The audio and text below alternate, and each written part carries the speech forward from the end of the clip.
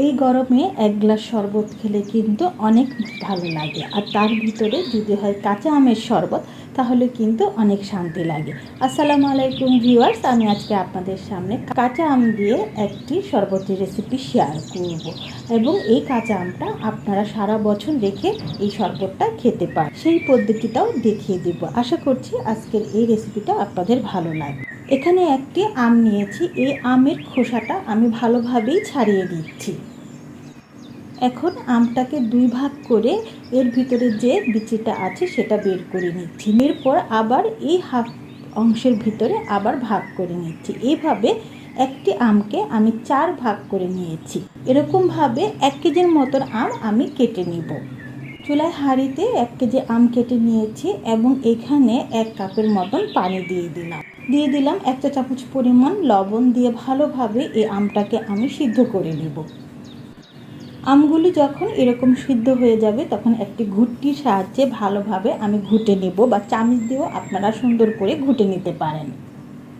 ঘুটে নেওয়ার পর এখানে 2 কাপ পরিমাণে চিনি দিয়ে দিলাম। চিনি দিয়ে ভালোভাবে নেড়ে চেড়ে মিশিয়ে আবার আমি 2 মিনিটের মতন সিদ্ধ করে নেব।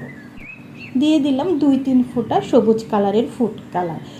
এটা যদিও অপশনাল, আপনাদের যদি মন চায় কালারটা দিবেন, তা না হলে দিবেন না। দিয়ে ভালোভাবে আমি এই ফুড কালারটাকেও মিশিয়ে নেব। একটি বাটির উপরে ছাঁকনি রেখে ভালোভাবে এই মিশ্রণটাকে আমি ছেঁকে নেব। এই যে এভাবে সবগুলি আমি ছেঁকে নিয়েছি।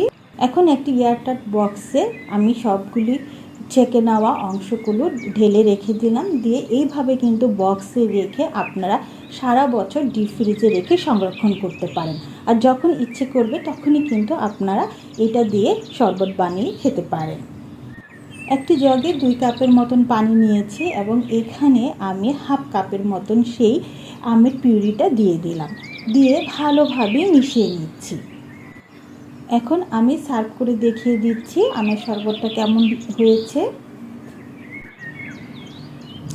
লেবু স্লাইস দিয়ে ভালোভাবে আমি ডেকোরেশন করে নিচ্ছি, সাথে আইস কিউবও দিয়ে দিচ্ছি। দিয়ে সুন্দরভাবে আমি আপনাদের সামনে নিয়ে আসলাম। দেখেন, দেখতে কিন্তু সুন্দরই লাগছে, খেতেও কিন্তু অসাধারণ মজা। অবশ্যই একবার হলেও আপনারা ট্রাই করবেন। আশা করছি আজকের এই কাঁচা আমের শরবতটা আপনাদের সবার ভালো লেগেছে।